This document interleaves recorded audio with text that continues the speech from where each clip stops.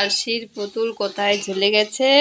ব্যাগের মধ্যে। বাহ, বিউটিফুল লাগছে। আমার ব্যাগটা হেভি লাগছে পুতুলটার জন্য, সুন্দর লাগছে। তো আরশির পুতুলটা তো দিলাম ভেঙে, এখন কি করি দেখো, আলাদা করে দিয়েছি আর এটা এখানে এটা রয়ে গেছে। তো দেখি আরশিকে খুলে দিই, খুলে দেওয়া যায় নাকি।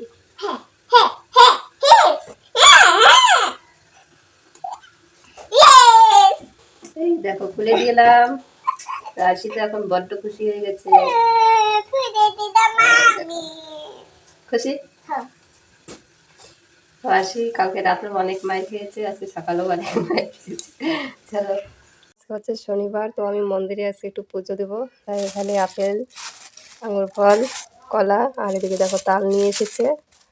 তো এখনই পুজো দিয়ে দেবো দিনের বেলা, কারণ রাত্রে আবার বাড়িতে একটা কাজ থাকে, এই তাল দিয়ে একটা পিঠা বানিয়ে এটার আবার আলাদা পুজো করতে হয়, যার জন্য এখনই দিয়ে দিই পুজোটা।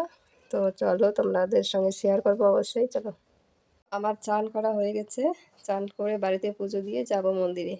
তো ওখানে পুজো দিলেই আপাতত শেষ, আবার অনুষ্ঠান বাড়ি আছে, যাবো কিনা জানি না। তো বাড়িটা আগে সামলাই, যদি সামলে উঠতে পারি তারপরে যাব। তো চলো এখন পুজোটা দিই, চলো। পুত্রগুলো বাল সুখেতে জুড়াবে প্রাণ, এই বাঞ্ছা সদা মনে করি। হিতে হইল বিপরীত গৃহ করে দর্শনী, আমি কি করি সর্বনাশ।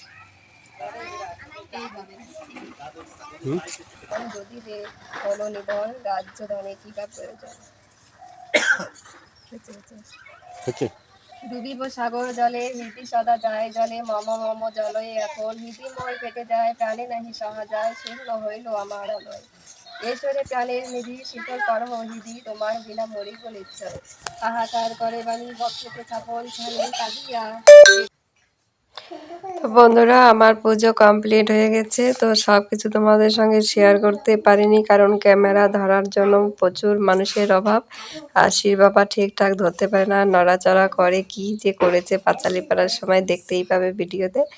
তারপরে আমার একটা বাচ্চা আসলো, ওকে বললাম ক্যামেরাটা ধরতে, ও তবুও একটু ঠিকঠাকভাবে ধরেছে, তাই এতটুকু তোমাদের শেয়ার করতে পেরেছি। আর আশির বাবা হলে এটুকু হতো না। তো চলো, চলে এলাম বাড়িতে। বাড়িতে এসে তালের রস বের করে দেখো এটার উপরে ঢেলে ঝুলিয়ে রাখবো, কারণ এটা একটা তেতো তেতো ভাব থাকে। তো ঝুলিয়ে রাখলে সেটা পড়ে, মানে জলটা পড়ে গেলে সেই তেতো ভাবটাও চলে যাবে, খেতে অনেকটা ভালো লাগে। তো চলো পরে কথা বলছি।